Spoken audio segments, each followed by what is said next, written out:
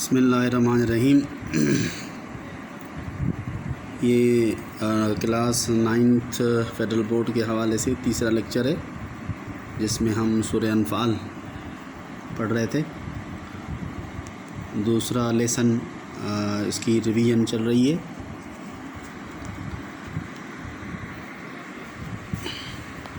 پہلے آیات دیکھ لیں۔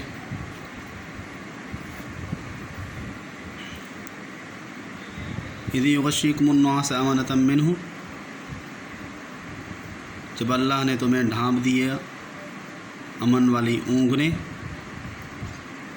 وینزل علیکم من السماء ماء، اور آسمان سے نازل کی تمہارے اوپر پانی، لیطہرکم، تاکہ تمہیں پاک کرے، ویذھب عنکم رجز الشیطان، اور تم سے ختم کرے شیطان کی نجاست، ولا یربط علی قلوبکم، اور مضبوط کرے تمہارے دلوں کو، ویثبت بہ الاقدام، اور اس سے ثابت رہیں قدم۔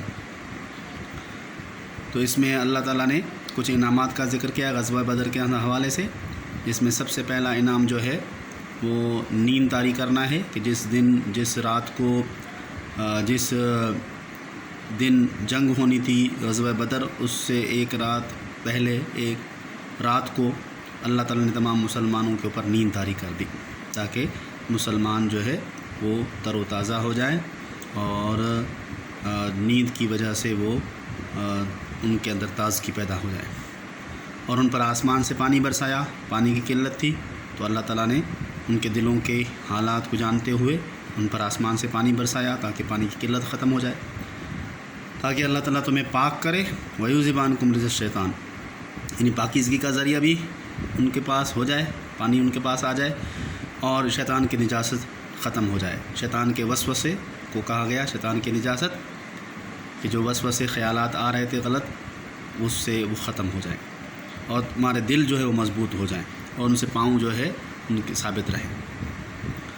تو یہ جو ہے ایک تو بارش یعنی نیند طاری کرنا اور بارش کا برسانا، یہ دو انعامات کا ذکر کیا اس آیت کے اندر، اور باقی اس بارش کے فائدے ہیں کہ جس میں پاکیزگی کا ذریعہ اور شیطان کی نجاست کا ختم ہونا اور پاؤں کا مضبوط ہونا۔ اذ یوحی ربک الی الملائکۃ انی معکم، جب وحی کی یعنی حکم کیا تمہارے رب نے فرشتوں کی طرف کہ میں تمہارے ساتھ ہوں، تم مومنین کو ثابت قدم رکھو۔ سألقی فی قلوب الذین کفروا الرعب، میں کفار کے دلوں میں رعب ڈال دیتا ہوں، تم ان کے گردنوں کو مارو اور ان کے ہر پور کو مارو۔ تو اس آیت کے اندر اللہ تعالیٰ نے فرشتوں کو حکم دیا کہ جاؤ، میں تمہارے ساتھ ہوں، مومنین کو ثابت قدم رکھو، مضبوط رکھو، کفار کے دلوں میں رعب ڈال دیتا ہوں، ان کی گردنوں کو مارو، ان کے ہر پور کو مارو، یعنی ان کو آسانی سے تم مار سکتے ہو۔ جب میری مدد تمہارے ساتھ ہے تو کفار کے دلوں میں رعب بھی ڈال دیتا ہوں، تو تمہارے لیے آسان ہو جائے گا ان کو مارنا، اور آسانی سے تم ان کو مار سکتے ہو۔ اگلی آیت، ذالک بانہم شاقوا اللہ ورسولہ ومن یشاقق اللہ، یہ اس لیے کہ بے شک انہوں نے اللہ اور اس کے رسول کی مخالفت کی، اور جو اللہ اور اس کے رسول کی مخالفت کرے گا فإن اللہ شدید العقاب، اس اللہ کا عذاب بڑا سخت ہے۔ اس میں وجہ بتائی گئی کہ یہ جو کفار کو مارنا آسان کر دیا، کیوں؟ اس لیے کہ انہوں نے اللہ اور اس کے رسول کی مخالفت کی، اور جو اللہ اور اس کے رسول کی مخالفت کرے گا تو اللہ کا عذاب بڑا سخت ہے۔ ذالکم فذوقوا وان للکافرین عذاب النار، چکھو اس عذاب کے مزے کو، بے شک کفار کے لیے آگ کا عذاب ہے۔ تو یہ بھی کہا گیا کہ اس عذاب کو بھی مزہ چکھو، یعنی شکست کا مزہ بھی چکھو، اور آگے کفار کے لیے آگ کا عذاب بھی۔ یا ایھا الذین آمنوا، اے ایمان والو، اذا لقیتم الذین کفروا زحفا، جب تمہارا مقابلہ ہو کفار کے ساتھ، فلا تولوہم الادبار، تو تم ان سے پیٹھ مت پھیرو۔ یا ایھا الذین آمنوا، اے ایمان والو، اذا لقیتم الذین کفروا، جب تمہارا مقابلہ ہو کفار کے ساتھ تو ان سے پیٹھ مت پھیرو۔ تو یہاں پہ میدان جنگ کے حوالے سے کچھ ہدایات دی گئی ہیں، جس میں پہلے ہدایت دی گئی کہ جب تمہارا مقابلہ ہو کفار کے ساتھ مومنین کا تو ان سے پیٹھ نہیں پھیرنی، یعنی میدان جنگ سے بھاگنا نہیں ہے کسی بھی صورت میں، چاہے دشمن کتنے گنا زیادہ کیوں نہ ہو، آپ بھاگ نہیں سکتے۔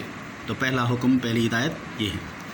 دوسری ہدایت آگے، ومن یولہم یومئذ دبرہ الا متحرفا لقتال، اور جو اس دن بھاگا الا متحرفا لقتال، سوائے جنگی چال کے طور پر، او متحیزا الی فئۃ، یا کسی گروہ سے مدد مانگنے کے لیے، فقد باء بغضب من اللہ، تو وہ لوٹے گا، یعنی وہ مستحق ہوگا اللہ کے غضب کا، ومأواہ جہنم، اور اس کا ٹھکانہ جہنم ہوگا، اور بئس المصیر، اور بہت برا ٹھکانہ ہے۔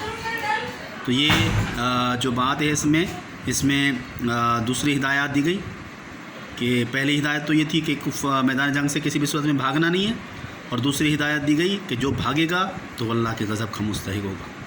اور پھر تیسری ہدایت اس میں ہی دی گئی کہ 2 صورتیں ہیں جس میں آپ میدان جنگ سے بھاگ سکتے ہو۔ وہ کیا ہے؟ جنگی چال کے طور پر دشمن کو پھنسانا ہو، دشمن کو چکمہ دینا ہو تو آپ بھاگ سکتے ہو، یہاں اپنے کسی گروہ سے مدد مانگنے کے لیے بھی آپ جا سکتے ہو۔ اس کے علاوہ آپ بھاگے تو اللہ کے غضب کے مستحق ہوگے۔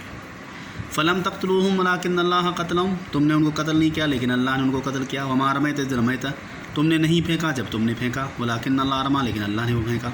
ولیبلی المؤمنین منہ بلاء حسنا، تاکہ مومنین ان کو اچھی طرح سے آزمائے۔ ان اللہ سمیع علیم، بے شک اللہ تعالیٰ سننے والا اور جاننے والا ہے۔ اس میں جو بات ہے وہ یہ کہ اللہ کے نبی کی ایک معجزے کی طرف اشارہ کیا گیا ہے کہ تم نے ان کو قتل کیا لیکن اللہ نے قتل کیا۔ تم نے نہیں پھینکا جب تم نے پھینکا، لیکن وہ اللہ نے پھینکا تاکہ مومنین کو اچھی طرح سے آزمائے۔ شکر اللہ تعالیٰ سننے والا اور جاننے والا ہے۔ تو یہ جو بات ہے اس کے اندر اللہ کے نبی کے معجزے کی طرف اشارہ کیا گیا ہے کہ جب غزوہ بدر کے اندر اللہ کے نبی نے جو دعا کی تھی، اسی دعا کے نتیجے میں اللہ تعالیٰ نے آپ صلی اللہ علیہ وسلم کو حکم دیا تھا کہ آپ ایک مٹھی بھر مٹی اٹھا کر کفار کی طرف پھینکیں، اور آپ سب نے ایسے ہی کیا، جس کی وجہ سے مٹھی بھر مٹی جو ہے وہ کفار میں ایسے پھیل گئی کہ جس کی وجہ سے کفار کے آنکھوں میں چلی گئی اور مسلمانوں کے ان کو مارنا آسان ہو گیا۔ تو پھر بعد میں جب فتح ہو گئی تو مسلمان یہ کہنے لگے کہ یہ ہم اب بہادری سے لڑے، ہمارا لڑنا ایسا تھا جس کی وجہ سے ہم نے کفار کو شکست دی۔ تو یہ بات جو تھی یہ اللہ کو پسند نہیں آئی، جس کی وجہ سے اللہ تعالیٰ نے کہا کہ تم نے ان کو قتل نہیں کیا لیکن اللہ نے ان کو قتل کیا، تم نے نہیں پھینکا جب اللہ نے پھینکا تھا۔ تو یہ جو بات تھی یہ اسی وجہ سے مومنین کو کہا گیا کہ مومنین کو آزمایا جائے کہ مومنین اس فتح کو کیا سمجھتے ہیں، وہ اپنی محنت سمجھتے ہیں، اللہ کی محنت اللہ کی فتح سمجھتے ہیں یا اللہ کی نصرت سمجھتے ہیں۔ تو اس میں یہ بات کی گئی۔ ذالکم ان اللہ موہن کید الکافرین، یہ اس لیے کہ بے شک اللہ تعالیٰ کمزور کرنے والا ہے کفار کی چالوں کو۔ تو اللہ تعالیٰ تو کفار کی جتنی بھی چالیں ہیں، سازشیں ہیں، ان کو کمزور کرنے والا ہے، ختم کرنے والا ہے، اس لیے اللہ کی مدد تو مسلمانوں کے ساتھ ہے، ان کے نیک بندوں کے ساتھ ہے۔ تو یہ بات یہاں پر اس آیت کے اندر کی گئی۔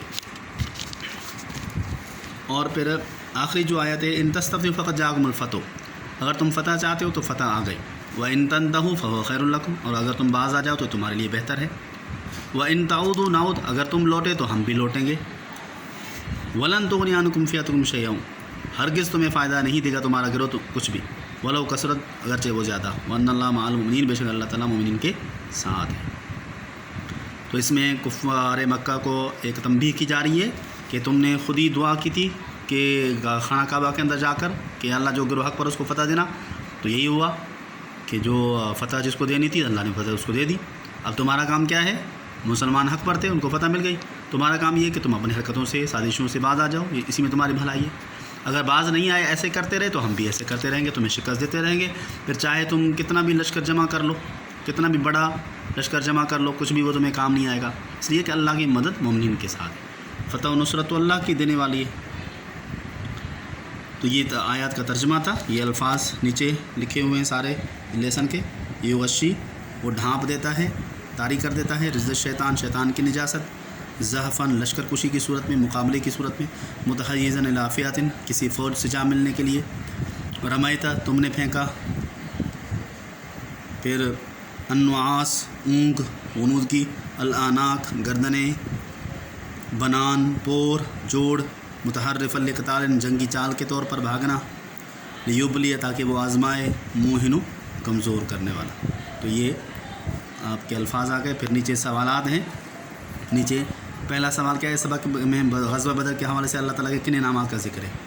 تو جو انعامات کا ذکر ہے ان کا انعامات 3 سوالات ہیں غزوہ بدر کے حوالے سے، اس میں دیکھ لیں کہ کون کون سے انعامات ذکر کیے گئے۔ پہلے سوال غزوہ بدر کے انعامات۔ پہلا جو انعام ہے 2 گروہوں میں سے ایک کا وعدہ جو پہلے لیسن کے اندر کیا گیا ہے۔ دوسرا انعام کیا؟ فرشتوں کی مدد کا وعدہ، یہ بھی پہلے لیسن کے اندر کیا ہوا ہے۔ پھر تیسرے لیسن کے اندر جو ابھی لیسن ہم نے پڑھا اس میں جنگ بدر کی رات مسلمانوں پر نیند طاری کرنا. چوتھا ہے آسمان سے بارش برسانا. پانچواں وسلم کا معجزہ جو مٹھی بھر مٹی کا پھینکنا یہ. اور چھٹا ہے کفار کی تعداد مسلمانوں کو نیند میں کم دکھلانا. یہ یہاں ذکر نہیں ہے، اگلے لیسن کے اندر آئے گا. یہ 6 انعامات جو ہے وہ ذکر کیے گئے. پھر دوسرا سوال کیا ہے؟ دوسرا سوال یہ ہے کفار کے ساتھ مقابلے کی صورت میں سورہ انفال کی آیت میں کیا ہدایات دی گئی ہیں؟ اب یہ ہدایات ہم پڑھ کے آئے. مسلمانوں کو 3 ہدایات دی گئی. پہلی ہدایت جب تمہارا مقابلہ ہو کفار کے ساتھ تو کسی بھی صورت میں میدان جنگ سے بھاگنا نہیں ہے، چاہے دشمن کتنے گنا زیادہ کیوں نہ ہو. دوسری ہدایت جو میدان جنگ سے بھاگا وہ اللہ تعالیٰ کے غضب کا مستحق ہوگا. تیسری ہدایت 2 صورتوں میں آپ میدان جنگ سے چھوڑ سکتے ہو. پہلی صورت دشمن کو پھنسانے اور چکمہ دینے کے لیے آپ میدان جنگ سے بھاگ سکتے ہو. دوسری صورت اپنے کسی گروہ سے مدد مانگنے کے لیے بھی میدان جنگ چھوڑ سکتے ہو. پھر تیسرے سوال کا جواب کفار کو خطاب کرتے ہوئے ان آیت میں کیا تنبیہ کی گئی ہے؟ کفار کو خطاب کرتے ہوئے تنبیہ کی گئی تم نے خود ہی دعا کی تھی کہ جو گروہ حق پر ہوگا اس کو فتح دینا، تو اس کو فتح مل گئی، یعنی مسلمانوں کو فتح مل گئی. اب تم اپنی حرکات اور سازشوں سے باز آ جاؤ، اسی میں تمہاری بھلائی ہے. اگر باز نہیں آئے تو تمہیں اسی طرح سے ذلیل و خوار کرتے رہیں گے، پھر بھلے تمہارا لشکر بڑا ہی کیوں نہ ہو، تمہارے کام نہیں آئے گا. تو یہی بات کی گئی ہے.